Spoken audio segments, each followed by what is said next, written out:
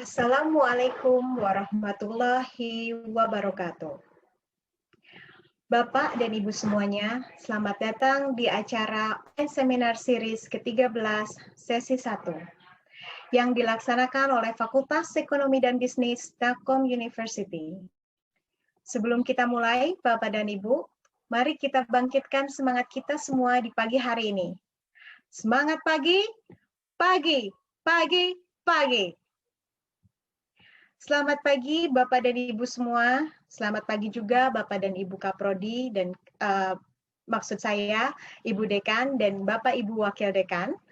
Selamat pagi juga Bapak Ibu Kaprodi dan Ketua Panitia. Selamat pagi juga Bapak Sunupugu HT STMM selaku pemateri yang akan berbagi ilmu dengan kita hari ini. Tidak lupa juga ingin menyapa Bapak dan Ibu Panitia dan semua rekan-rekan yang sudah hadir pagi ini. Semoga kita semua diberkahi kesehatan, keselamatan, dan perlindungan dari Allah Subhanahu wa Ta'ala. Amin ya Rabbal 'Alamin. Bapak dan Ibu, perkenalkan, saya Arin Arianti Gunawan yang akan memimpin jalannya acara seminar online hari ini. Acara seminar pagi ini direncanakan akan dilaksanakan hingga pukul 11 waktu Indonesia Barat. Namun sebelum acara inti kita mulai, marilah kita berdoa terlebih dahulu untuk kelancaran hari ini dan untuk kesehatan dan keselamatan kita semua. Berdoa dimulai.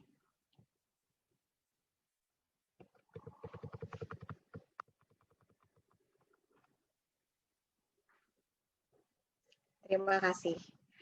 Selanjutnya, saya ingin mengajak Bapak dan Ibu untuk duduk tegak dan menyanyikan lagu Indonesia Raya dan Mars Telkom University.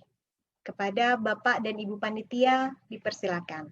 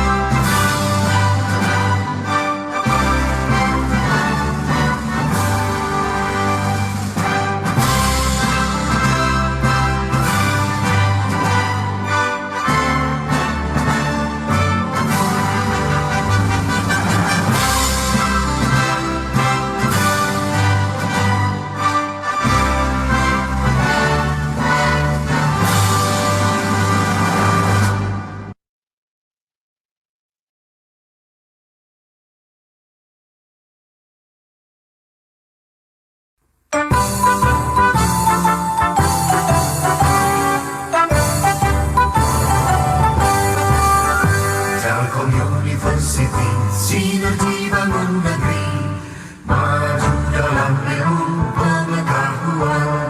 Satukan tegak bersama, padukan langkah, bawa bangsa menuju garis depan. Raih cita-cita masa sing-singan menang, tingkatkan inovasi, unggulan dan prestasi. Semua demi keluhuran bangsa, masyarakat hadapan sejahtera. Laksanakan pendidikan dengan semangat pengabdian, ciptakan kehidupan gemilang. Telkom University, kebanggaan Pertiwi, maju dengan karya, berperan bagi bangsa.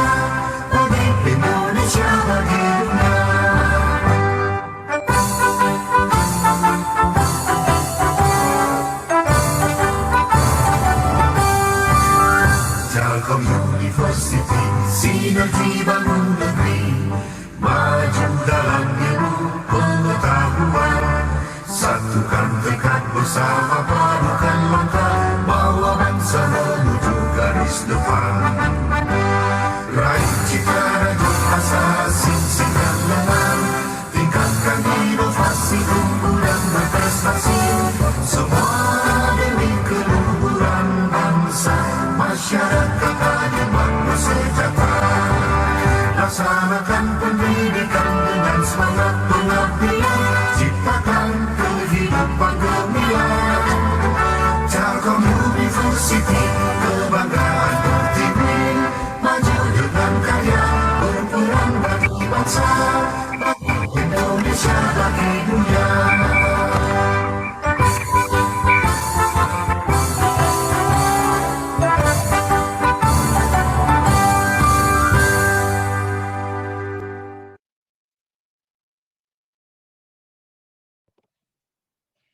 Baik, terima kasih Bapak dan Ibu. Acara seminar akan terasa kurang lengkap jika kita tidak melakukan foto bersama. Maka dari itu, saya mengundang Bapak dan Ibu sekalian untuk mengaktifkan kameranya agar kita bisa melakukan foto bersama sejenak. Kepada tim panitia, saya persilahkan untuk membantu mendokumentasikan para peserta seminar hari ini. Baik, Bapak Ibu, kami dari panitia izin untuk mendokumentasikan acara seminar online training di hari ini. Baik, dari slide pertama, 1, 2, 3. Ya, untuk slide terakhir, 1, 2, 3. Ya, mangga Ibu Ajeng dipersilakan dilanjut. Terima kasih. Hadirin yang saya hormati, mari kita masuk ke acara inti dari seminar online ini. Sebagaimana telah diumumkan, seminar pada hari ini mengambil tema visualisasi bibliometrik menggunakan FOSViewer. Tema tersebut akan disampaikan oleh Bapak Sunu Puguh, HT STMM, yang akan berbagi ilmu dengan kita hari ini. Agenda acara inti dari seminar ini terdiri dari penyampaian materi dan dilanjutkan dengan sesi tanya-jawab serta diskusi. Sebelum kita mulai, izinkan saya memperkenalkan pemateri kita, Pak Sunu, dengan membacakan CV singkat beliau.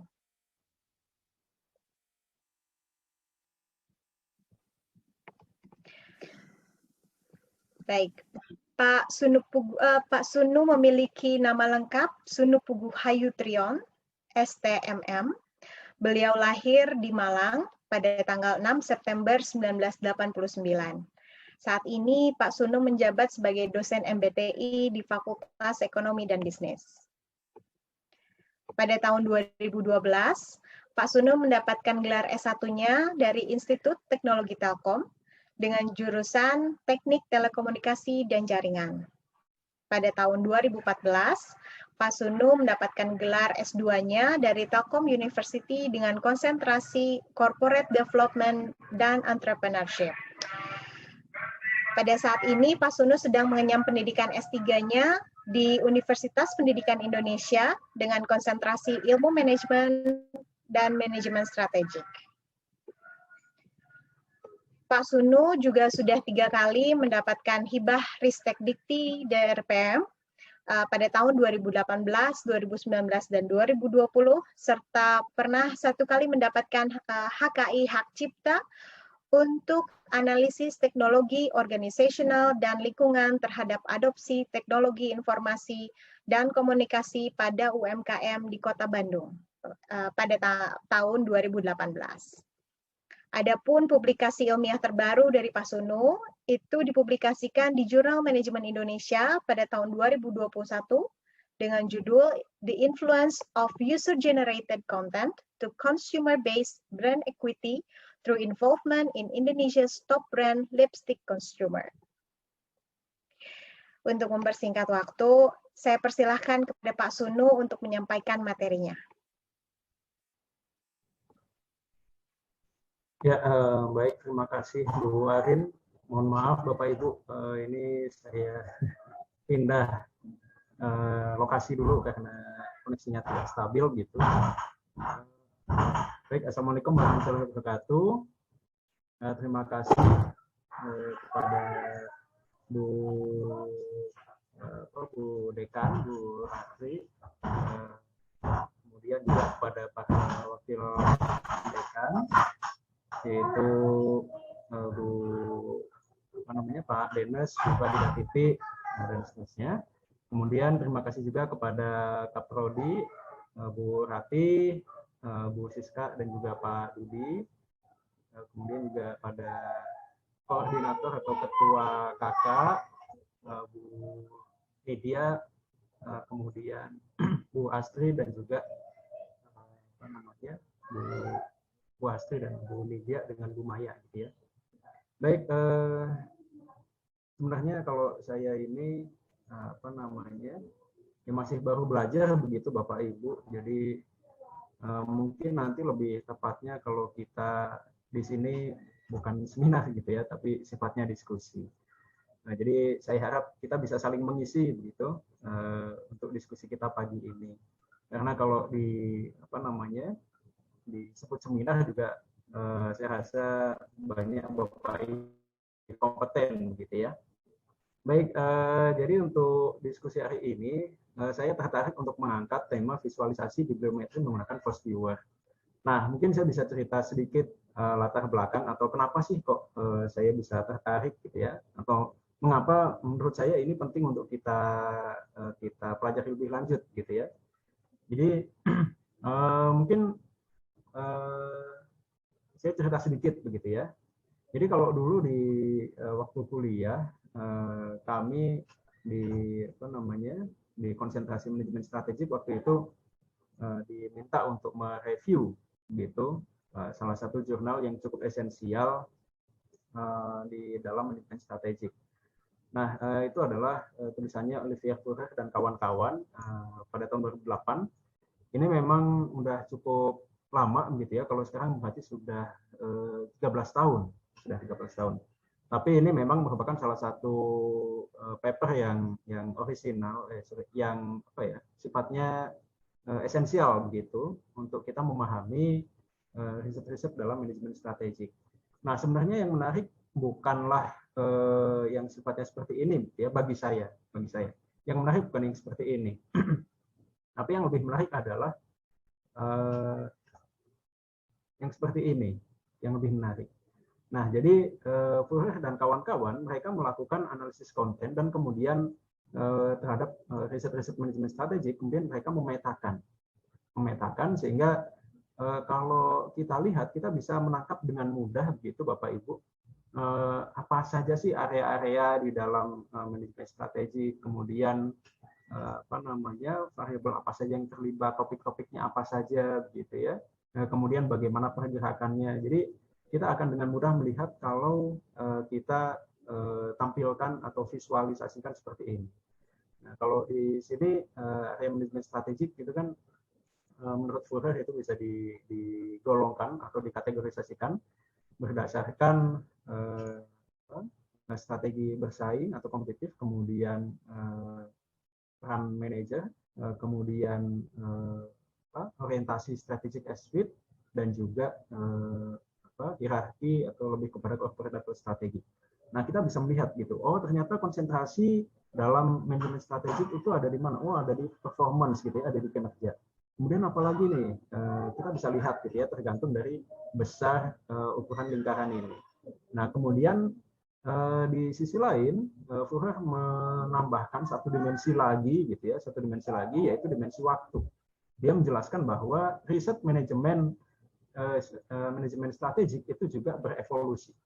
Nah, evolusinya ke arah mana? Kalau kita lihat ini arahnya adalah semakin ke arah ke arah kiri atas gitu ya, ke arah kiri atas, artinya mengawinkan antara kompetitif strategi dengan corporate strategi gitu ya. Jadi seperti itu. Nah, artinya kita bisa melihat bahwa oh ternyata perhatian orang-orang di dalam manajemen strategik itu sekarang lebih mengarah kepada bagaimana semakin memenangkan persaingan gitu ya, meningkatkan competitiveness, dan juga bagaimana perhatiannya itu kepada strategi level korporasi. apakah itu misalkan supaya semakin clean, semakin agile gitu ya dan sebagainya. Jadi arahnya ke situ. Kita bisa dengan mudah melihat itu karena ditampilkan secara atau divisualisasikan seperti ini.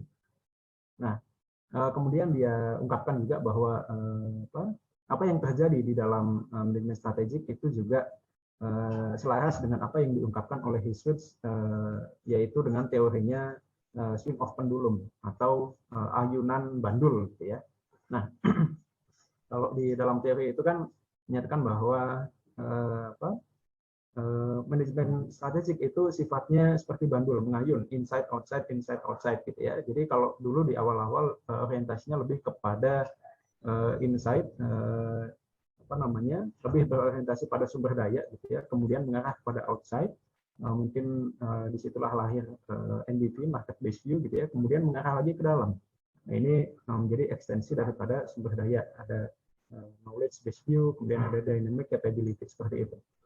Nah, kemudian ada juga yang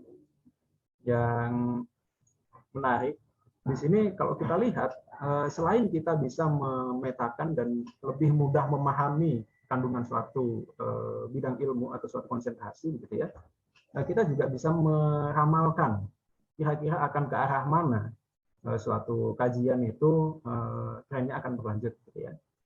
Nah, ada lagi jurnal yang lain yang ditulis oleh Gerard Martin tahun 2014 gitu. Dia juga sama memodifikasi tadi teori pendulum, tapi dia bikin jadi dua pendulum gitu ya, yang sifatnya makro, mikro, dan internal eksternal. Nah, jadi ditambahkan, dilengkapi. Nah, maksud saya apa? Bahwa dengan menampilkan visualisasi seperti ini, orang itu lebih mudah memahami, gitu ya. Kalau kita menampilkan hasil statistiknya, gitu ya, mungkin orang nggak terlalu memahami, gitu ya, karena bagaimanapun kalau ditampilkan secara visual itu kan dengan mudah lebih banyak informasi ditangkap atau dipahami dalam satu waktu. Tapi kalau misalkan berupa teks, berupa persamaan matematika gitu ya, atau hasil statistik, ini agak susah ditangkap gitu ya, membutuhkan waktu untuk kita mencerna. Tapi dengan visual ini akan lebih mudah. Itu yang pertama. Kenapa saya mengantarkan dengan beberapa paper tadi? Jadi bagaimanapun juga kita sebagai dosen gitu ya, rekan-rekan Bapak Ibu semuanya, kita kan dituntut untuk memiliki bidang keahlian. Ya, kita dituntut untuk memiliki kepakaran. Nah, bagaimana caranya supaya kita bisa semakin spesialis dalam satu bidang ilmu? Ya tentu kita harus memahami bidang ilmu tersebut, gitu ya. Jadi kalau misalkan di ilmu tafsir itu kan seorang ahli tafsir itu dia harus memiliki kelengkapan keilmuan, gitu ya, untuk bisa memahami secara mendalam kandungan daripada Al-Quran. Jadi dia harus paham ilmu lugat, gitu ya, dia harus paham ilmu nahwu shorof, dia harus paham sampai pada asbabul wurud dan asbabun nuzul, gitu ya. Nah, ini kita dosen-dosen atau akademisi kan juga sama. Untuk memahami satu bidang ilmu, tentu kita harus dilihat atau memiliki berbagai perangkat, gitu ya. Nah, jadi kalau yang tadi dengan cara visualisasi ini kita akan lebih mudah menangkap dan melihat baik area-area yang ada di dalam satu kajian, kemudian arahnya kemana saja. Nah, di situ ada dua kata kunci yang saya dapatkan. Yang pertama adalah bagaimana kita bisa memahami menyeluruh, gitu ya, dengan lebih cepat, yaitu menggunakan yang namanya bibliometri. Dan kemudian yang kedua, gimana caranya supaya kita bisa membantu kita memahami itu, bibliometri itu ya, dengan cara dibikin visualisasinya. Kira-kira seperti itu. Nah, jadi apa itu bibliometri? Mungkin Bapak Ibu juga sudah paham, gitu ya.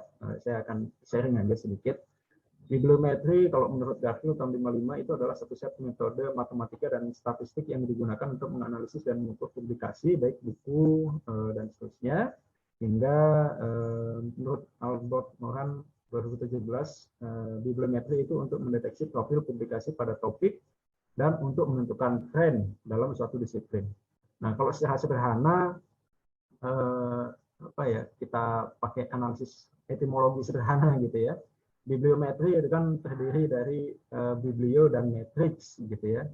Biblio artinya kitab gitu ya. Kalau matrix berarti ukuran-ukuran atau ukuran matematis gitu ya. Nah, jadi bagaimana literatur, teks, kitab gitu ya, itu bisa dibikin matriksnya. Jadi sederhananya seperti itu. Nah, terus gimana caranya supaya kita bisa sampai kepada tahap visualisasi sehingga kita bisa memiliki kesimpulan atau kita bisa menganalisis lebih lanjut? Secara sederhananya, sejauh yang saya pahami begitu ya, itu terdiri dari 4 tahap. Ada tahap pengumpulan data supaya kemudian kita bentuk menjadi data set gitu ya. Kemudian tahap kedua adalah filtering. Jadi tentu kita saring gitu ya. Bagaimanapun kita berurusan dengan data, sehingga kalau pengolahan data itu kan prinsipnya sama, garbage in, garbage out gitu ya. Jadi kalau input yang kita masukkan jelek, maka ya hasilnya jangan diharapkan bagus gitu ya, tapi pasti jelek. Seperti itu. Jadi untuk memperbaiki kualitas data sehingga dia siap olah sama gitu ya, sebagaimana pekerjaan data scientist yang lainnya itu adalah membersihkan datanya. Oke, kemudian di dalam penghimpunan data atau pengkoleksian data itu bisa dilakukan secara langsung maupun secara tidak langsung. Kita bisa langsung ke publishernya, kita bisa ke Scopusnya gitu ya, kita bisa ya secara langsung mengumpulkan misalkan menggunakan login ke Emerald dan sebagainya, atau kita juga bisa secara tidak langsung misalkan menggunakan software-software lain seperti misalkan Publish or Perish gitu ya, dan seterusnya. Nah, jadi setelah kita mendapatkan himpunan itu, mendapat himpunan data itu, kemudian kita filtering gitu ya, kita saring. Berdasarkan apa? Bisa berdasarkan relevansi gitu ya, bisa berdasarkan kualitas jurnalnya. Misalkan kita hanya ambil jurnal-jurnal yang Q1 dan Q2 misalkan, dan sebagainya. Nah, jadi kalau di sini menurut saya yang harus kita lakukan adalah benar-benar mengoptimalkan SLR gitu ya, Systematic Literature Review. Jadi kalau di sininya sudah bagus gitu ya, nanti untuk mengolahnya ini akan lebih powerful. Tapi kalau di sininya jelek gitu ya, misalkan kita hanya menggunakan software seperti software yang pihak ketiga misalkan seperti POP, kemudian kita asal aja nyari ininya gitu ya, nyari artikelnya. Nah, kemudian bagaimanapun juga ketika kita mengolah itu akan kerepotan Bapak Ibu. Jadi kalau pengalaman saya, kalau secara tidak langsung menggunakan misalkan POP gitu ya, kita himpun datanya, begitu mau kita olah, kita nggak bisa mengolah pakai keyword. Bisanya hanya analisis teks gitu ya, berdasarkan judul atau kalau nggak berdasarkan abstrak. Seperti itu. Tapi kalau misalkan kita punya akses ke Scopus gitu ya, kita bisa langsung, atau misalkan Web of Science, nah itu analisisnya akan lebih lengkap. Jadi bisa berdasarkan co-authorship, co-occurrence, bisa berdasarkan negara, organisasi, dan sebagainya. Oke, jadi itu outline kita bisa menganalisis menggunakan First Viewer. Nah, sebenarnya software untuk visualisasi itu ada, nggak hanya First Viewer, Bapak Ibu ya, mungkin Bapak Ibu juga sudah paham. Itu ada beberapa yang banyak digunakan itu seperti misalkan GP, Sitespace, Resite itu cukup banyak digunakan. Tapi First Viewer itu kenapa kok menjadi menarik gitu ya? Karena kalau dilihat First Viewer itu memiliki tren yang meningkat gitu. Jadi di dalam penelitiannya Pan et al dan kawan-kawan ini menemukan bahwa penggunaan force viewer itu trennya semakin meningkat. Ya, intinya seperti itu gitu ya, dibandingkan dengan side space dan V-site. Tiga ini adalah yang paling banyak digunakan di dalam artikel ilmiah di seluruh dunia. Jadi force viewer ini sedang naik daun gitu ya. Seperti itu. Oke, lalu apa itu force viewer? Force viewer adalah software untuk visualisasi gitu ya, atau bisa juga dikatakan untuk memappingkan data. Nah, force viewer itu sebenarnya adalah visualization of similarity. Jadi dia menganalisis, menghitung keterkaitan antara satu term dengan term yang lain gitu ya, kemudian dia visualisasikan. Jadi visualisasi berdasarkan adanya persamaan gitu ya. Nah, kemudian bisa Bapak Ibu download di forceviewer.com. Dia yang membuat itu adalah Van Eck dan Workman, orang Belanda gitu ya. Oke, jadi mungkin saya langsung saja. Ini bukan tutorial gitu ya, tapi ini sharing aja. Kalau disebut tutorial kayaknya enggak, karena saya enggak ini tidak terlalu dalam memahami gitu ya. Jadi saya sebagai pengguna saja ini sharing ke Bapak Ibu semuanya. Kalau mau baca detailnya Bapak Ibu bisa baca menu manualnya gitu ya. Misalkan mau lebih mendalami. Tapi ini yang praktisnya saja. Oke, jadi pertama adalah persiapan Bapak Ibu download dulu force viewer-nya gitu ya. Kemudian setelah di-download, di-install. Nah, seperti ini Bapak Ibu masuk ke laman force viewer-nya, kemudian download sesuai dengan sistem operasi Bapak Ibu gitu ya. Kemudian, nah langkah kedua setelah Bapak Ibu menginstal itu, atau mungkin ya sebelum menginstal itu nggak apa-apa gitu ya, Bapak Ibu mencari sumbernya dulu untuk membentuk dataset gitu ya. Nah, dari mana sumber-sumbernya? Tadi seperti yang saya katakan, Bapak Ibu bisa langsung ke publisher, Bapak Ibu bisa menggunakan beberapa lembaga indeks gitu ya, misalkan Scopus, Web of Science dan sebagainya. Kemudian setelah Bapak Ibu memilih, kemudian Bapak Ibu cari gitu ya, nanti jangan lupa hasilnya disimpan. Nah, force viewer dia bisa membaca dua tipe file gitu ya sebagai input datasetnya. Dia bisa baca CSV, dia juga bisa membaca .ris gitu ya, reference manager seperti itu.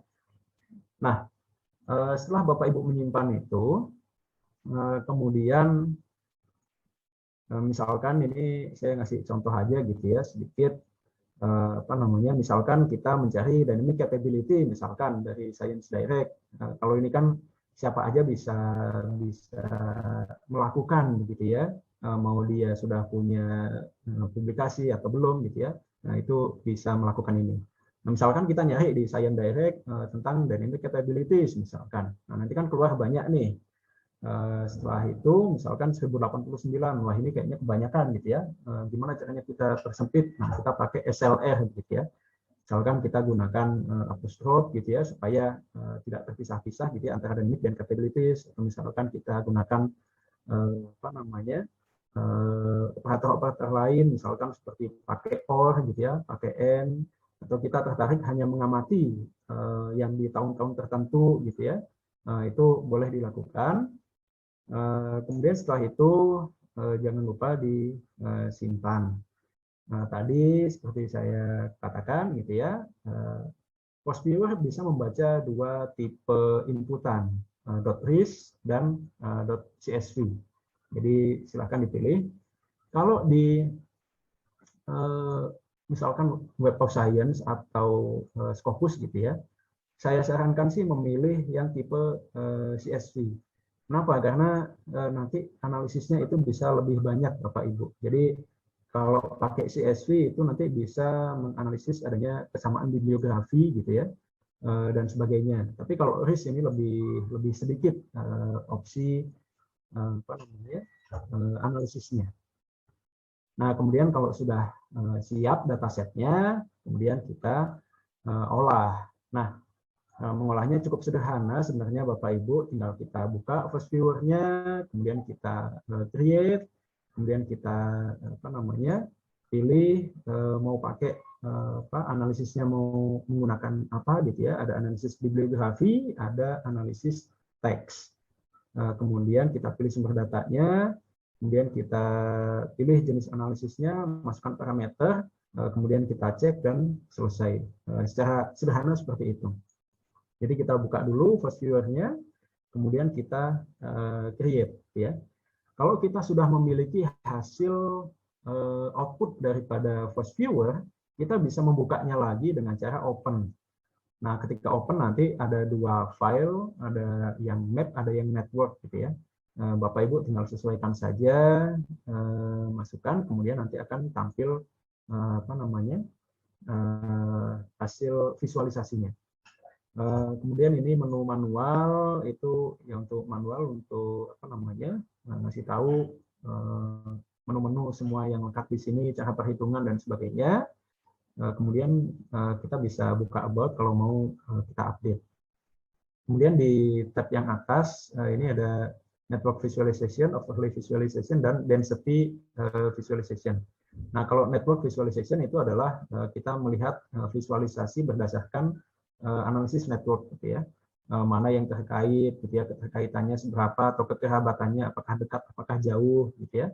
Dan seterusnya. Kalau overlay itu nanti digunakan berdasarkan waktu, jadi ada dimensi waktu di sini.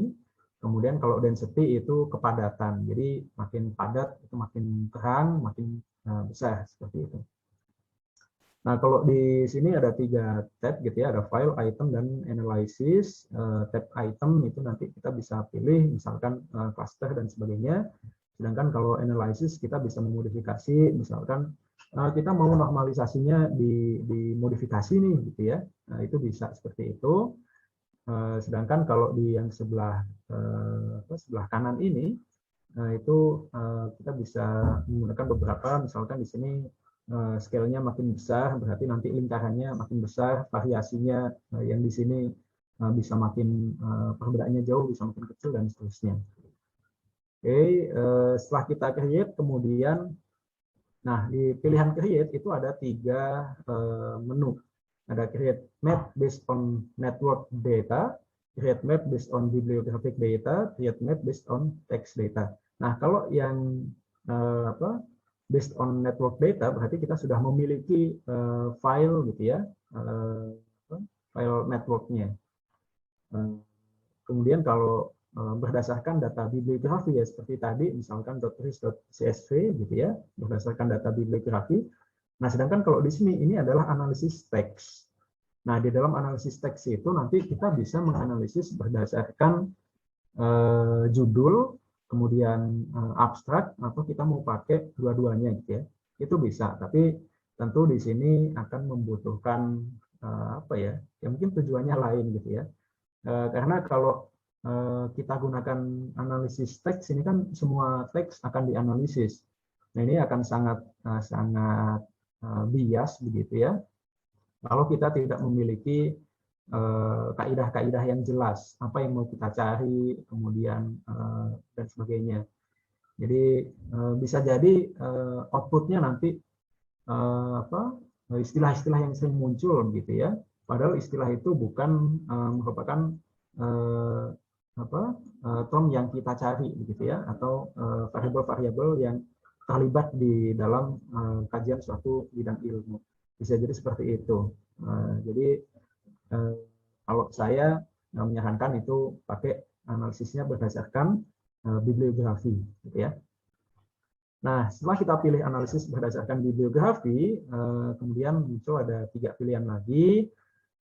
Yang dibaca itu apakah dari file database bibliografinya atau dari reference manager, gitu ya, atau bisa langsung melalui API, gitu ya.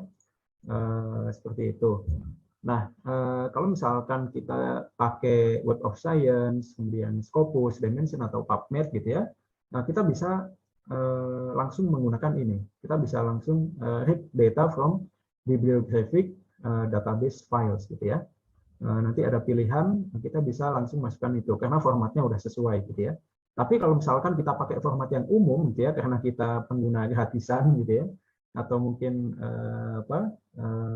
menggunakan dataset dari Google Scholar dan sebagainya, kemudian menyimpannya dalam bentuk reference manager gitu ya. Nah, kita pilih yang reference manager files.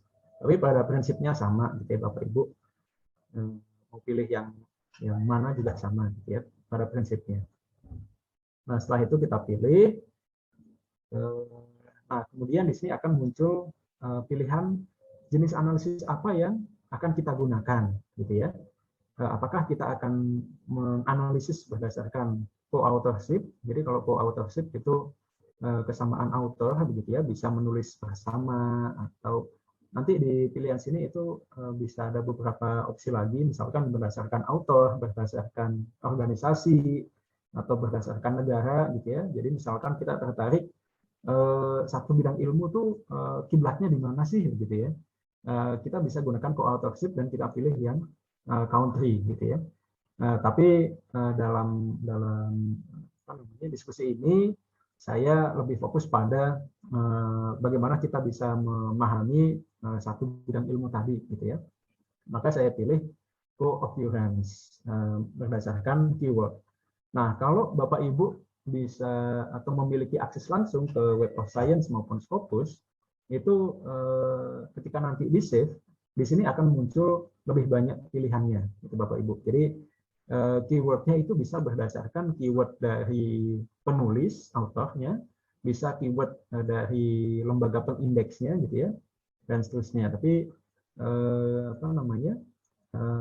nanti bisa muncul lebih banyak, gitu ya, kalau Bapak Ibu menggunakan yang langsung dari Web of Science maupun Scopus. Nah, kemudian ini metode penghitungannya bisa full, artinya ya dihitung semua. Jadi kalau misalkan ada 5 paper ya akan dihitung semuanya gitu ya. Tapi kalau fractional itu akan dibagi. Jadi misalkan 5 ya dibagi gitu ya. Jadi berarti dia hitungannya 1/5 atau sebagainya. Nah, kemudian di sini ada thesaurus. Thesaurus itu fungsinya untuk menggabungkan, jadi membersihkan data. Misalkan kita menemukan ada misalkan istilah atau penulis yang sama gitu ya. Misalkan penulisnya Joko S misalkan gitu ya. Di tempat lain ada namanya Joko SY misalkan. Nah, pas kita cek ternyata dua nama ini ternyata merujuk pada satu orang yang sama gitu ya. Nah, itu kita bisa gabungkan menggunakan file thesaurus gitu ya. Nanti kita bisa replace gitu ya, misalkan yang Joko S jadi Joko SY, sehingga nanti begitu diolah itu hanya akan memunculkan satu nama saja, bisa seperti itu. Oke, kemudian kita masukkan parameternya. Ini tergantung dari apa yang kita pilih sebelumnya. Jadi kalau misalkan kita memilih co-authorship, nanti di sini ada pilihan berapa autor, kemudian berapa citasi gitu ya yang mau ditampilkan gitu ya. Nah, sehingga kita bisa filter. Nah, kalau co-occurrence dengan keywords kita bisa filter itu berdasarkan berapa kali kemunculan suatu keyword minimalnya gitu ya. Kalau defaultnya biasanya 5 gitu ya. Kita bisa set mau berapa banyak. Contoh di sini saya gunakan minimal 3 kali gitu ya. Kemunculan suatu keyword yang akan ditampilkan. Nah, kemudian kita klik next dan akan muncul seperti ini. Nah, di sini Bapak Ibu bisa save gitu ya tabel ini ke dalam file TXT maupun CSV. Misalkan butuh untuk untuk diolah, misalkan diolah lagi di artikelnya menggunakan tabel distribusi frekuensinya gitu ya, atau misalkan diolah lebih lanjut bisa Bapak Ibu tinggal klik kanan aja, nanti save save table gitu ya. Nah, kemudian kalau di sini itu kita bisa lihat ini adalah kandidat-kandidat yang akan muncul di di visualisasi kita. Kalau ada yang kita nggak mau pilih gitu ya, nggak mau ditampilkan, kita tinggal centang saja seperti itu. Jadi tinggal centang, kalau mau dipilih ya dicentang gitu ya. Kemudian ini ada occurrence-nya, berarti kemunculannya paling banyak ini ada 31 dan seterusnya. Kemudian total link strength, kekuatan hubungannya gitu ya, kekuatan keterkaitannya gitu, banyaknya link, banyaknya tautan seperti itu. Nah, kemudian kalau kita sudah sesuaikan gitu ya, kemudian kita klik finish. Nah, nanti akan muncul hasilnya. Nah, di dalam hasilnya itu tadi ada 3 tab yang bisa kita pilih gitu ya, Bapak Ibu. Ada network visualization, overlay, dan density. Jadi kalau visualisasi berdasarkan network itu menghitung berdasarkan kekerabatannya atau kedekatannya gitu ya. Nah, kemudian ukuran node-nya itu mewakili seberapa sering dia muncul. Jadi makin besar itu berarti makin sering muncul begitu ya. Kemudian kalau warna itu merepresentasikan klasternya. Jadi kalau kita lihat di sini ini ada warna biru, ungu, kuning, hijau, ini biru muda gitu ya, dan juga merah. Nah, ada 1, 2, 3, 4, 5, 6, ada 6 klaster gitu ya. Nah, ini nanti kita bisa analisis juga. Nah, kemudian kalau garis-garis itu berarti ada hubungannya, ada sambungannya gitu ya. Misalkan kalau kita lihat di sini performance itu dia punya hubungan dengan resources, punya hubungan dengan learning, punya hubungan dengan innovation, tapi dia nggak punya hubungan dengan big data gitu ya. Nah, ini kan bisa jadi orang-orang itu yang menulis artikel itu banyak meneliti kata kunci yang berhubungan dengan performance itu learning, resources, technology capability, dan seterusnya, tapi belum ada yang menghubungkan dengan big data gitu ya. Atau mungkin ada tapi tidak secara langsung gitu ya. Seperti itu. Jadi nah itu kan bisa kita analisis dan kita bisa gunakan kalau misalkan kita mau meneliti sehingga memunculkan novelty atau state of art. Oke, kemudian kalau jarak itu keterkaitannya, jadi makin dekat berarti kekerabatannya makin tinggi gitu ya. Kalau jauh berarti kekerabatannya juga jauh. Kemudian kalau yang overlay itu berdasarkan berdasarkan waktu gitu ya. Kalau overlay kita bisa lihat yang warnanya makin terang gitu ya. Itu makin baru gitu ya, most recently. Jadi kita bisa lihat di sini horizonnya itu dari 2014 sampai 2020 ke atas gitu ya. Jadi topik-topik seperti model business model innovation, kemudian small medium enterprise itu ternyata banyak diteliti belum terlalu lama gitu ya. Jadi sekitar 2020-an gitu ya. Tapi kalau performance, kemudian competitive advantage, learning, technological capabilities itu ternyata udah tahun-tahun agak lama gitu ya. Sekitar 2014-an. Seperti itu. Nah, jadi kita bisa menganalisis dan mungkin kita bisa memilih gitu ya topik-topik. Kira-kira topik-topik yang masih hot gitu ya, itu yang mana gitu kan kita bisa pilih gitu ya. Misalkan lagi rame diomongin tentang BNI gitu ya, nah kita meneliti di situ, bisa seperti itu Bapak Ibu. Nah, kemudian ini kalau visualisasi density atau kepadatan, nah ini makin terang, makin banyak dibicarakan gitu ya. Jadi from performance ini ternyata banyak yang membicarakan, sedangkan kalau misalkan international new ventures ini nggak terlalu banyak gitu ya. Ini contoh saja Bapak Ibu. Jadi kalau untuk hasil yang lebih akurat mungkin Bapak Ibu nanti bisa mencoba begitu ya. Tapi ini sebagai ilustrasi saja. Nah, setelah kita kita berhasil mengeluarkan output dari Force Viewer, berikutnya kan yang berat itu adalah interpretasinya, gitu ya. Nah, interpretasi ini bisa Bapak Ibu sesuaikan dengan kebutuhannya masing-masing.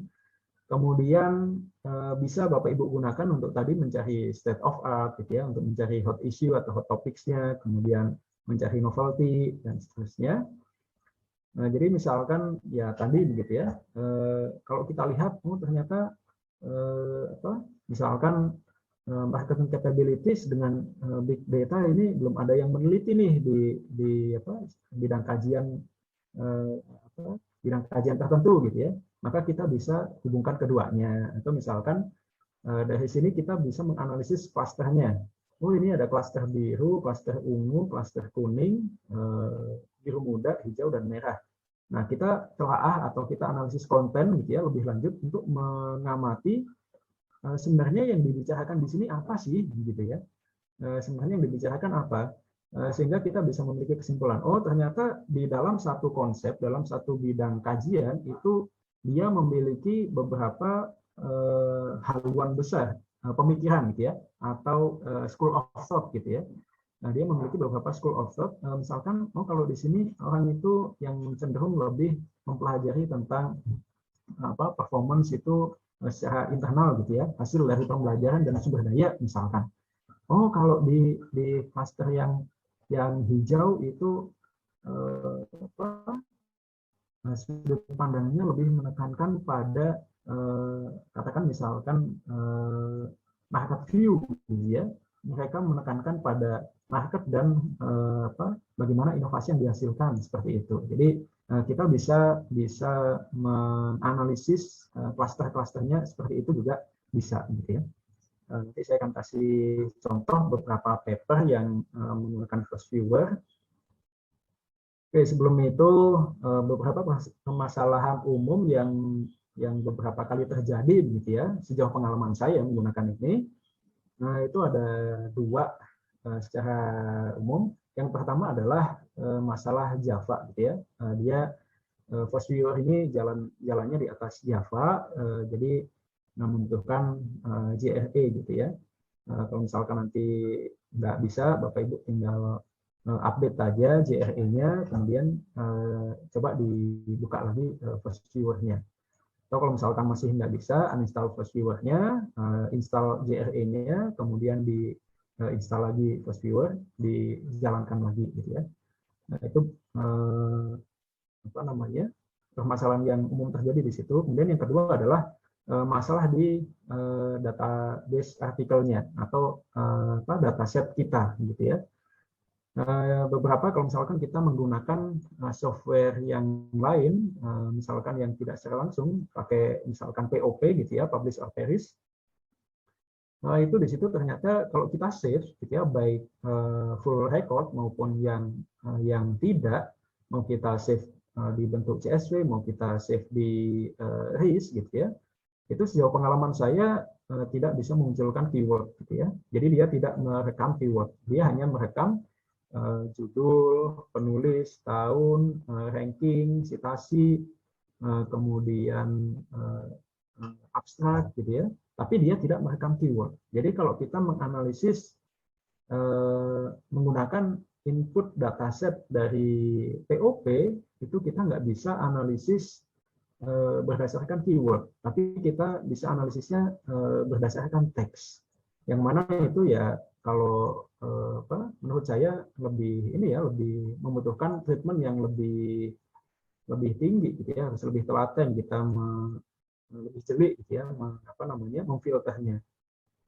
Nah, jadi kalau saran saya sih mendingan pakai yang langsung aja. Misalkan Bapak Ibu sudah punya akses ke Scopus, Web of Science dan seterusnya, nah itu bisa digunakan. Tapi kalau misalkan tidak, mendingan langsung ke publishernya, misalkan seperti tadi Science Direct gitu ya, itu kan siapa aja bisa masuk ke situ gitu ya, bisa mengakses dan kemudian bisa mendapatkan database artikel untuk dijadikan dataset dari visualisasi kita. Oke, ini ada beberapa contoh artikel yang menggunakan Force Viewer, Bapak Ibu. saya ingin membahas itu karena untuk apa namanya supaya kita terinspirasi gitu. Bagaimana sih menggunakannya? Nah, kalau di contoh yang pertama ini dari Ardhito dan kawan-kawan, ini bukan orang Jawa gitu ya.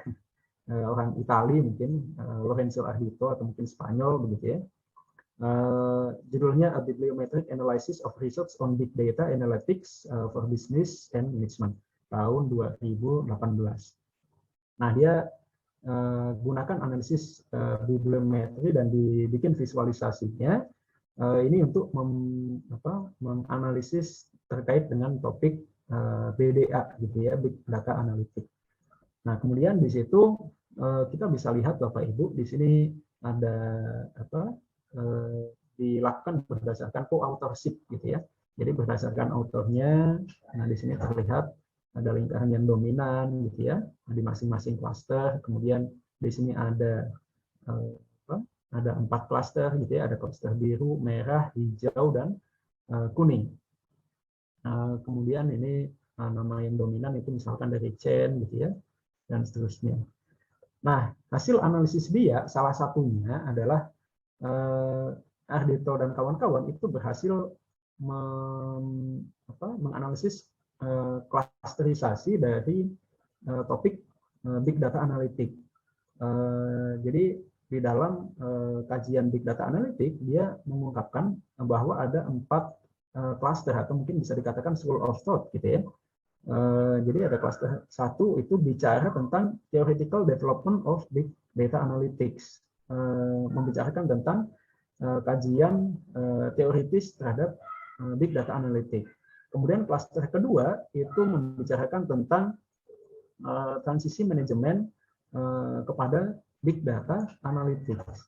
Kemudian di klaster ketiga itu bicara tentang hubungan antara Big Data Analytics dan juga from resources, capabilities, and performance.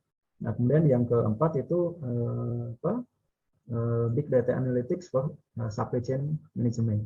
Nah, jadi kita bisa mudah memahami oh ternyata Big Data Analytics itu ada yang lebih menyoroti masalah konseptual atau teoritisnya gitu ya. Ada yang lebih ke arah bagaimana sih hubungan dia dengan kinerja perusahaan. Ada yang lebih memahami bagaimana Big Data Analytics ini digunakan untuk melakukan transformasi atau transisi manajemen gitu ya. Kemudian ada juga yang menggunakan Big Data Analytics ini lebih ke arah SCM seperti itu. Nah, jadi kalau di sini kan kita jadi lebih mudah memahami gitu ya Bapak Ibu. Kita lihat gambar ini, kita akan lebih mudah memahami. Kemudian ini ada contoh kedua dari Rialti dan kawan-kawan. Judulnya adalah Big Data and Dynamic Capabilities, a Bibliometric Analysis and Systematic Iterative Review. Kemudian di sini pakai first viewer dan menghasilkan output seperti ini. Jadi ada kita bisa lihat. Nah, yang menarik di sini adalah ada author yang tidak memiliki kekerabatan dengan yang lain gitu ya. Ya ibaratnya ada pencilan gitu.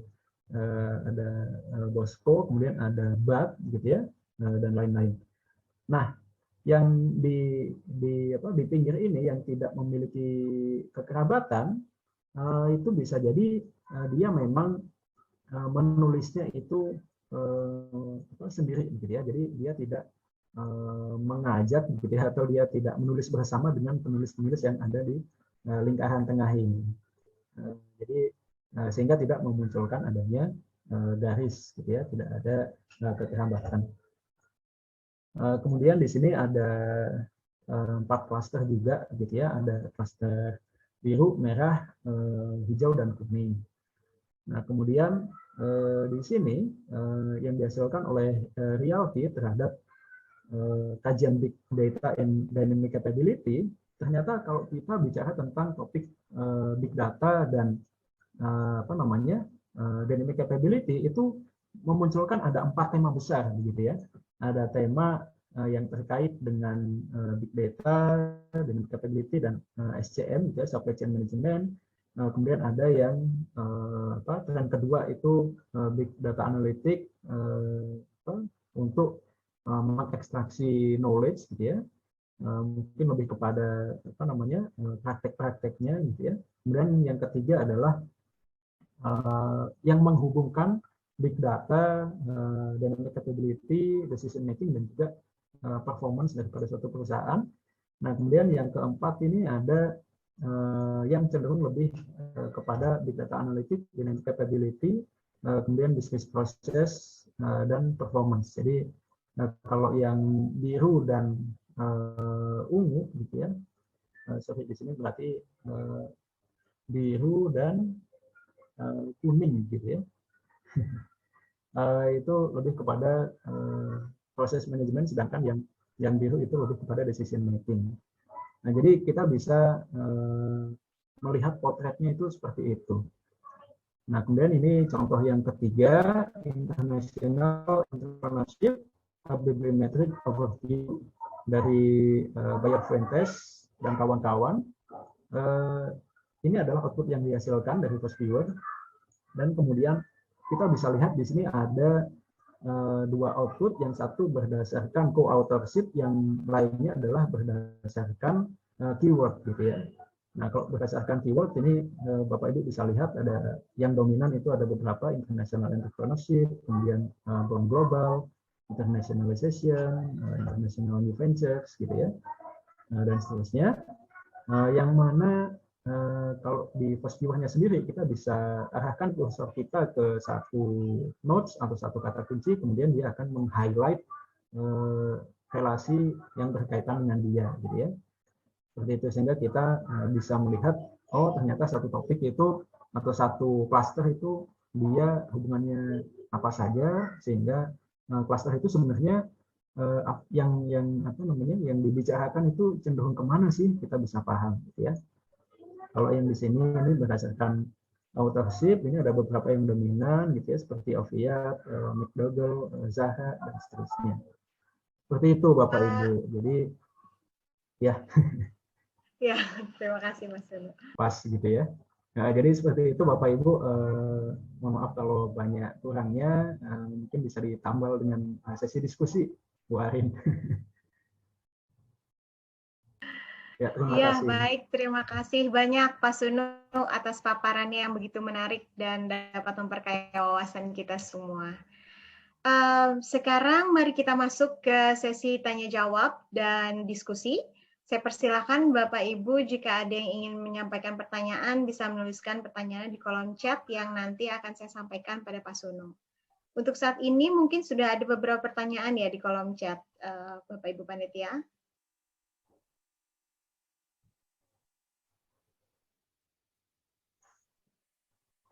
Ada yang bisa ditampilkan?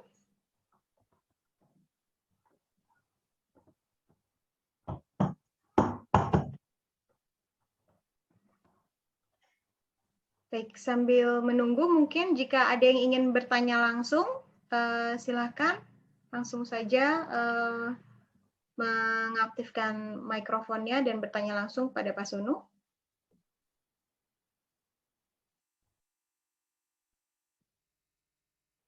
Mungkin kita baca aja yang dari chat aja Bu ya. Kelihatannya udah ada beberapa. Sebentar. Oke, mungkin untuk pertanyaan pertama ya Pak, saya coba bacakan dari Ibu Alivia Cika. Assalamualaikum warahmatullahi wabarakatuh. Selamat pagi, saya Alivia Cika Intan ingin bertanya, apakah Fosfor bisa digunakan secara bersamaan dengan SPSS? Jika bisa, bagaimana cara menggunakannya? Adakah fitur untuk melakukannya? Terima kasih banyak. Assalamualaikum. Mangga Pak Suno. Ya, waalaikumsalam warahmatullahi wabarakatuh. Terima kasih Bu Alivia. Jadi sebenarnya kan tujuan analisis di First-Viewer itu lebih kepada analisis visualisasi begitu ya. Sedangkan kalau di SPSS kan lebih kepada statistikanya. Kalau sejauh yang saya pahami, dua-duanya ini tidak terkait begitu. Jadi kalau digunakan secara bersamaan mungkin tujuannya untuk apa begitu ya? Saya kurang paham.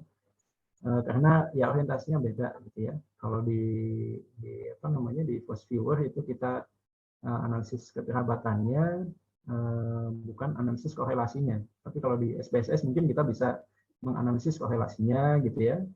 Tapi kalau di post viewer itu bukan seperti itu yang di apa, dihasilkan.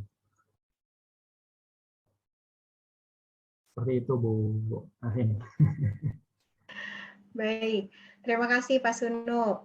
Ada pertanyaan selanjutnya dari saya pribadi. Ini ada 2 pertanyaan Pak.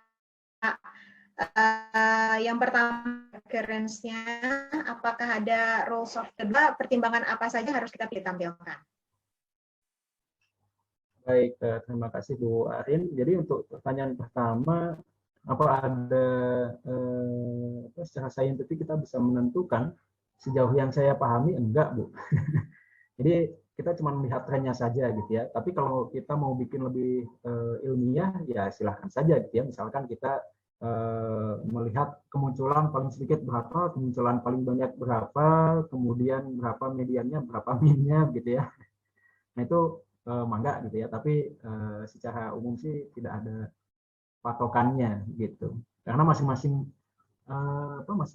dataset itu kan akan menghasilkan ya tadi min, median dan sebagainya itu beda-beda gitu Bu ya.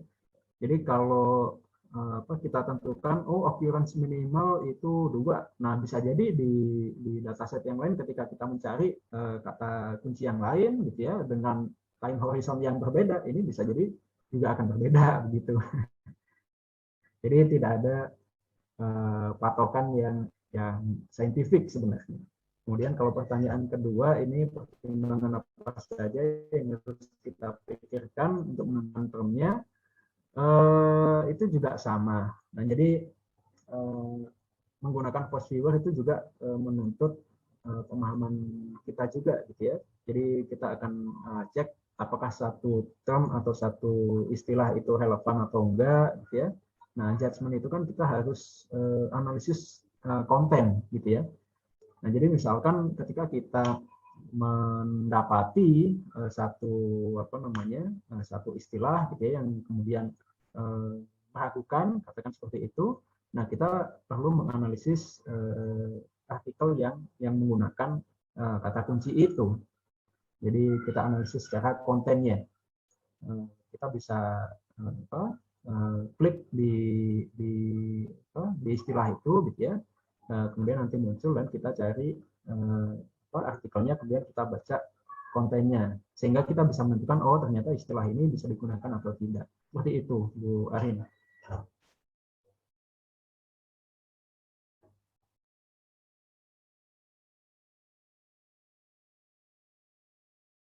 Ya, silakan Bu Arin. Baik, terima kasih Pak Sunu. Ya, database artikel apa saja yang tidak berbayar dan mudah untuk diakses pada saat mengambil data? Ya, Pak Dwi, ini apa namanya? Mungkin masih orientasinya mahasiswa beliau, belum lulus gitu ya. Senior saya ini di UPI, orientasinya masih mahasiswa mungkin ya, jadi nyarinya yang gratisan. Tapi kalau sebagai dosen Telkom ini kan saya rasa sudah punya akses ke database artikel yang berbayar begitu ya, jadi nggak usah khawatir. Nah tapi gini, bagi mungkin ada mahasiswa juga yang mengikuti acara ini gitu ya. Tadi saya sudah kasih contoh di situ database yang tidak berbayar gitu. Jadi kita bisa mengakses publisher seperti misalkan Science Direct gitu ya, untuk mencari artikel-artikel yang bisa dilakukan secara gratis gitu ya. Atau kalau misalkan mau umum sekalian gitu ya, kita bisa pakai Google Scholar. Akan tetapi ya tadi judgement-nya memang akan lebih susah gitu ya, membersihkannya ini memang lebih susah. Kalau tips dari saya, kalau memang mau pakai database yang free, yang tidak berbayar, itu sebaiknya sebisa mungkin lakukan filtering di awal. Jadi kita bisa gunakan metode SLR gitu ya, Systematic Literature Review, untuk memfilter sehingga nanti hasil yang kita dapatkan itu lebih reliable. Seperti itu, Pak Dwi dan Bu Arin.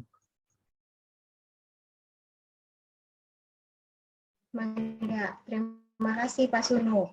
Ada pertanyaan selanjutnya dari Pak Abdullah. Pertanyaannya adalah, di awal presentasi Bapak menampilkan itu Fast Viewer. Itu bagaimana cara membuatnya sehingga dapat memunculkan 4 kutub kecenderungan arah riset? Iya. Jadi kalau yang di awal tadi Pak Abdullah,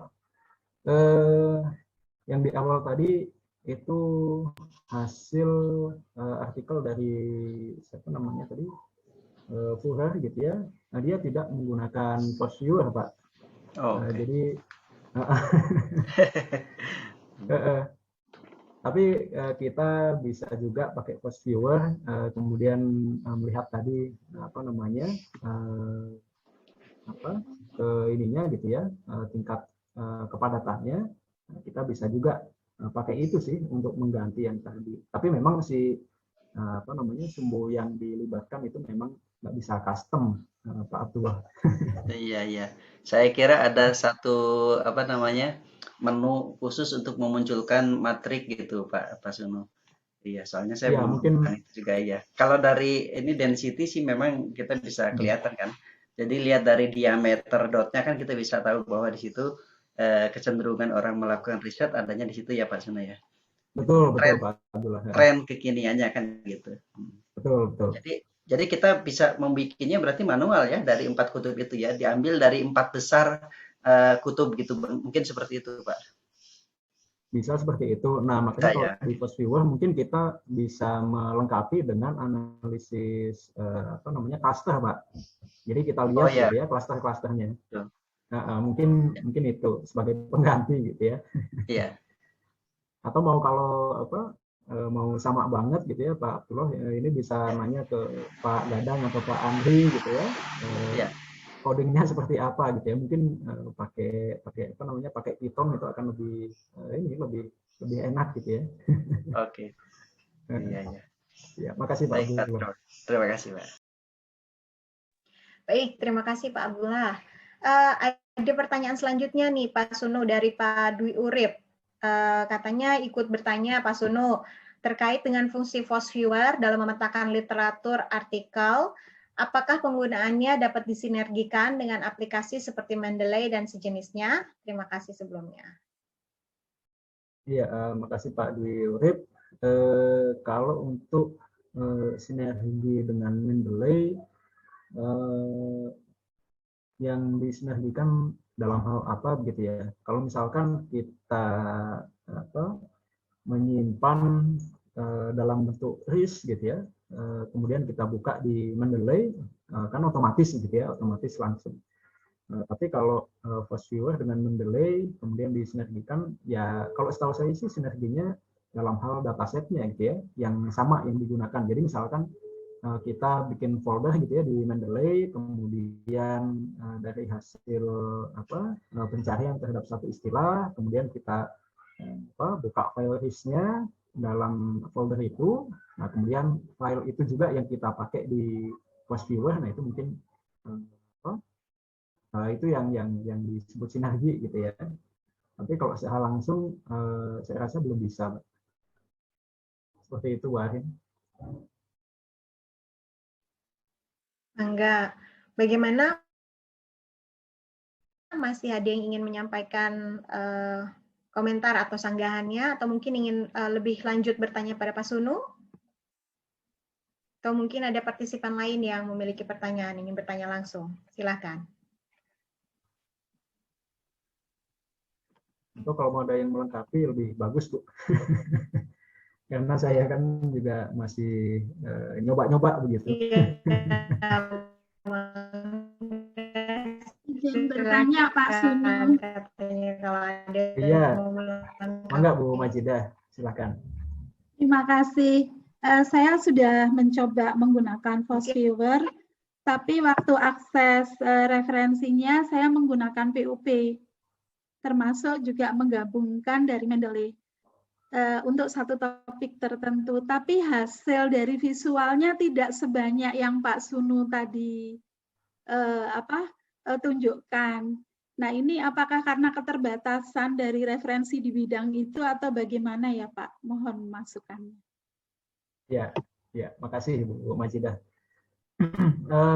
Kalau dari POP memang agak ini Bu ya, agak problematis gitu.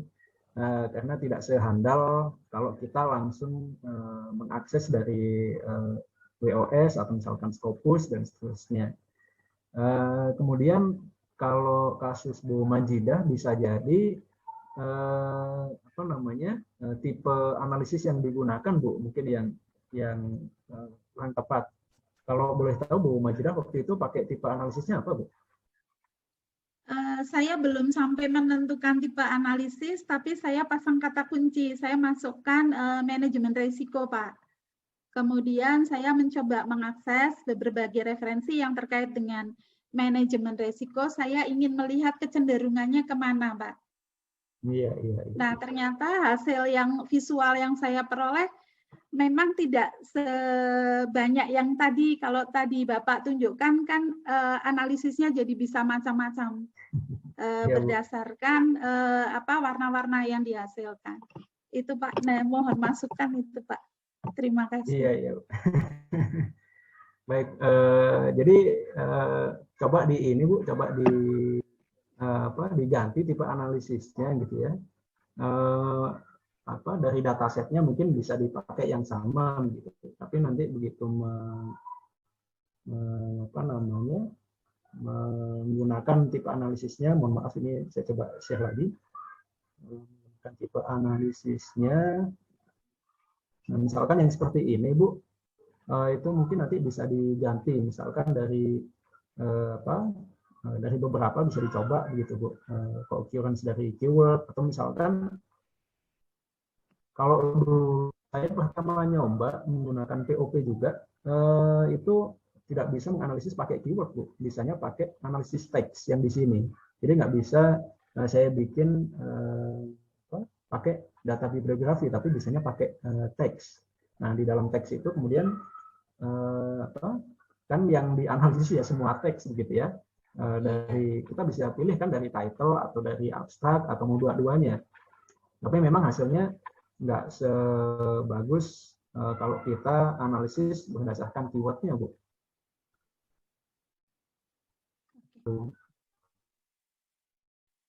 Mungkin nanti bisa dicoba Bu, tipe analisisnya diganti, kemudian baik itu berdasarkan teks atau berdasarkan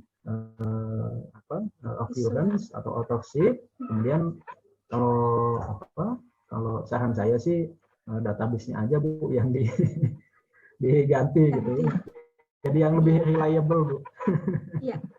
Terima kasih Pak. Ya, makasih Bu Majidah.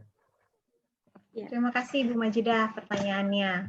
Pak Sunu, ada lagi yang bertanya lewat kolom chat dari Bu Puspita Kencana. Beliau menanyakan apakah FOSS-Viewer mendukung tipe file CSV atau Excel sebagai datasheet? Jika iya, bagaimana import datanya? Terima kasih. Ya, baik. Terima kasih Bu Puspita. Jadi kalau FOSS-Viewer dia bisa membaca dua jenis file Bu, file CSV atau file reference manager begitu, .ris. Kalau XLS ya nanti tinggal di convert aja jadi CSV begitu Bu Puspita. Terima kasih Bu Aten. Maaf, boleh bertanya lagi Pak? Oh iya, silakan. Ini saya lihat di FOSS-Viewer-nya itu kan ada lagi yang bertanya langsung. Silakan Bu Puspita. Iya, tadi kan Pak Sunu mengatakan dari post viewer-nya itu mendukung dari RIS ya, Betul. RIS, kemudian apa namanya dari Scopus, Web of Science dan sebagainya. Nah ini saya belum ketemu gitu di post viewer-nya tipe CSV gitu, makanya saya nanya di mana mengimport datanya untuk tipe CSV. Terima kasih. Oh iya, mungkin saya bisa share lagi Bu ya. Iya. Nah, jadi ketika kita menginput mana ya? Nah, kita menginput ini Bu, itu yang dibaca tipenya bisa dua-duanya Bu, bisa .ris gitu ya, bisa .csv, bisa langsung seperti itu. Jadi kalau kita sudah punya dataset yang dalam bentuk CSV, kita tinggal pilih aja Bu, gitu. Nanti yang ininya kan RIS filenya kita ganti aja yang jadi all files gitu. Jadi nanti yang CSV kelihatan, nah itu kita klik. Begitu Bu Puspita. Oh, jadi sama dengan yang reference manager ya Pak ya? Betul Bu, betul. Terima kasih. Nah, tapi bisa juga gini Bu, kalau misalkan kita pilih yang Scopus atau WOS files, itu apa namanya, kita bisa juga pilih yang itu Bu. Cuman kan bedanya kalau kalau kita sudah mengakses dari WOS, kemudian kita collect, kita simpan dalam bentuk CSV, kita manggil di first viewer-nya nanti pilih yang read from web of Scopus file gitu ya. Jadi langsung seperti itu Bu Puspita. Oke, terima kasih Pak. Iya, sama-sama Ibu. Baik, terima kasih. Ada lagi mungkin yang ingin bertanya? Bertanya langsung atau mungkin ingin memberikan pertanyaan di kolom chat? Abdullah, Bu Ari. Baik. Ya, mangga silakan. Ya, terima kasih. Ini satu lagi Pak Sunu, ketika Pak kita memunculkan density dari author, ya, misalnya diketahui ada 3 penulis utama yang paling sering disitasi di hasil tangkapan post viewer. Itu kalau kita klik si dotnya itu dari mulai warna yang paling tajam sampai warna yang memudarkan gitu ya, itu nggak muncul list daftar artikelnya ya gitu ya. Sayang sekali tuh di post viewer tidak tersedia menu seperti itu gitu. Jadi saya kadang ini tuh nulis apa aja sehingga dia tuh banyak disitasi. Nah itu kita harus masuk ke database-nya gitu kan, ke database di Excel-nya, baru di find itu baru ketemu. Ada nggak ya cara lainnya supaya lebih mudah gitu. Jadi kita udah menemukan misalnya ada 3 autor utama yang menjadi rujukan untuk bidang topik tertentu gitu. Misalnya ada Rojak, ada Fatah, ada Alif. Nah, si Rojak nih nulis apa aja ya, Fatah nulis apa aja gitu. Yang cepatnya gimana caranya Pak? Terima kasih. Iya. Kalau saya sih mungkin kurang lebih sama Pak Abdullah ya. Oke. Masuk ke file Excel-nya atau mungkin masuk ke Mendeley gitu ya. Yeah. Masuk ke Mendeley, kita ketikkan si author itu, atau misalkan kita juga bisa pakai kembali ke pengindeks yang kita pakai begitu. Kita ketikkan si author itu. Tapi saya sih belum nemu cara singkatnya gitu Pak. Yeah. Masih manual juga sama. Oh iya. Ya, berarti bisa kita kasih masukan ke pengembang post viewer ya kalau gitu ya. Bisa lah Pak. Iya. Atau kita bikin yang serupa, siapa yang jago bikin aplikasi kan gitu. Iya Pak. Makasih Pak. Iya, monggo Pak.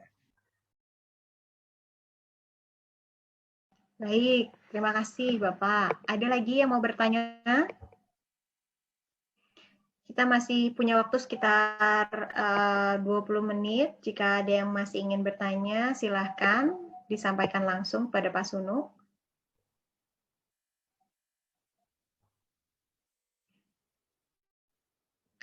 Jika tidak, mungkin sebagai reminder di kolom chat ada link feedback yang bisa diisi untuk kebutuhan absen dan sertifikat. Silahkan diklik linknya yang ada di kolom chat. kita sudahi saja mungkin Pak Sunu ya. Ya, Kalau silakan. sudah tidak ada yang bertanya lagi, mungkin jika ada yang ingin berdiskusi lebih lanjut dengan Pak Sunu, bisa mengontak beliau secara japri atau melalui email. Begitu Pak Sunu?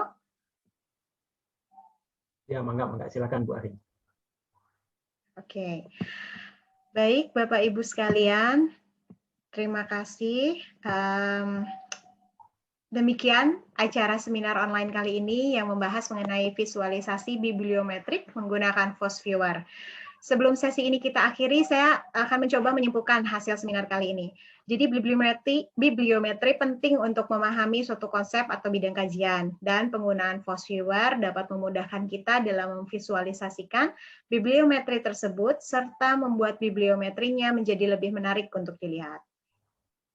Para hadirin sekalian, sekali lagi kami mengucapkan terima kasih pada para pemateri dan juga seluruh hadirin yang telah berpartisipasi dalam kegiatan seminar kali ini. Akhir kata, saya selaku moderator dan MC undur diri. Semoga kita dapat bertemu kembali dalam seminar online siang ini yang akan mengambil tema Smart Data Portfolio Era Milenial yang akan disampaikan oleh Bapak Dwi Fitrizal SMMM pada pukul 13 sampai 15 waktu Indonesia Barat siang ini. Wassalamualaikum warahmatullahi wabarakatuh. Waalaikumsalam. Terima kasih Bu Ari. Terima kasih Pak Sunu, Bu Ari. Terima kasih Ya, semuanya. mohon Bu Ratri.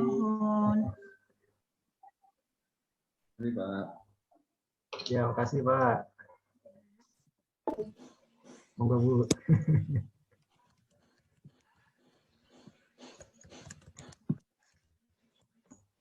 Terima kasih Pak Sunu. Ya, makasih Pak Pak Kiki. Sunu, terima kasih Bu Arin, Bu Putri, Ya, dan makasih seluruh Bu panitia. Indah. Sami Bu.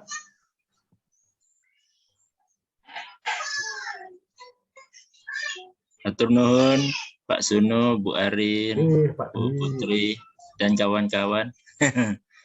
Bagus sekali. Mas U. Mas gilirannya kapan Pak Dwi? Apa kabar udah? Aman, Ditunggu Mas ini. U. Oh ya, Eh, sepak terjangnya Mas Urip. ditunggu. Waduh, menarik nih, ntar saya tunggu nih. Nggak. Pak Urip kapan Pak Urip? Nggak tahu ya. Nunggu lihat contohnya dulu. Kemarin Pak Suha udah. Ya.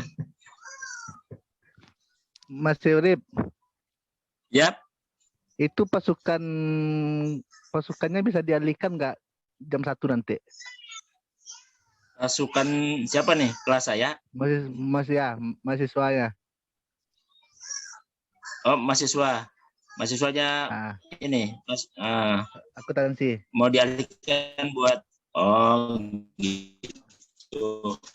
Boleh. Soalnya itu lebih ke mahasiswa sih. Saya itu kelasnya jam 2:30 sebetulnya. Tapi nanti saya spare waktu, boleh lah. Nggak apa-apa. Oke. Mantap udah. Oke, Mas. Oke. Pamit dulu ya. Terima kasih. Assalamualaikum. Udah selesai ya, maaf saya terlambat. Salah jam Budian. Ya saya baru siap ngajar terus baru kirain kan tadi sampai jam 11 kan ya. Terima kasih Pak Sunu, hatur nuhun. Ya, Bu Ajeng. Makasih Bu Ajeng. Tapi Pak Dwi Urip ditunggu tanggal 6 Mei ya, Pak. Waduh. Bahas apa masih bingung sih. Oke, nanti ditunggu juga Pak Fitrizal. Oke, terima kasih Bapak Ibu. Saya pamit duluan, Bapak Ibu panitia. Berapa uangnya? Apa Pak Dwi? Sudah ya Bu Ajeng, saya boleh live ya. Terima kasih ya Bu. Oke. Terima kasih Bu Ari. Terima kasih Bu Fitri dan Bu Putri semuanya. Mangga. Ya. Nanti ada ini kan ya, ada rekamannya ya. Budian ditunggu kapan? Ya, Budian. Boleh. Saya mau ketinggalan, bukan Kita ketinggalan. lagi terjam. Iya, nggak apa-apa Budian. Memang jadwalnya kan padat ya Bu ya. Iya. Aduh, terima kasih. Nanti ini berarti saya nggak dapet ya ininya ya, apa namanya, sertifikatnya nggak dapet ya. Oke, Daftar aja, Bu. Nggak apa-apa kalau sudah mengisi link, Bu. Isi di link chatnya, Bu. Oh, Iya. saya isi link. Oke. Nanti ya, kan ada videonya ya nanti. Iya. Oke, terima kasih Ibu-ibu, Ibu Ajeng, Ibu Putri, Ibu Fitri. Terima kasih. Putri. Oke, baik kalau gitu saya izin live ya. Oke, mangga Ibu, mangga. Sama-sama, makasih Mbak Putri. Bu Ajeng, mari Bu Dian. Ya, Terima ya. kasih sekali. Assalamualaikum. Waalaikumsalam. Salam.